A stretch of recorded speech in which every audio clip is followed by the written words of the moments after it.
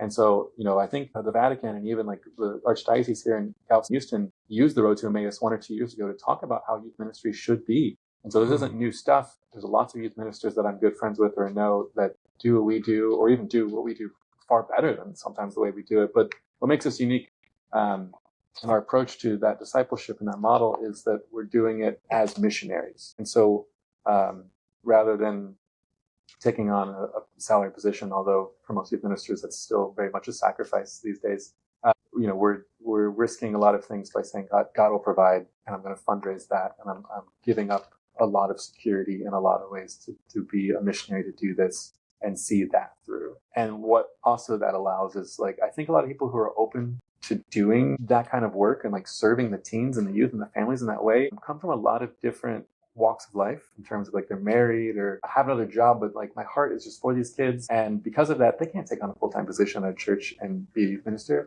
But what we do is we meet not just the teens we meet our missionaries where they're at. So you don't have to like do this all the time or full time, but it's also not impossible for anyone to do such a thing.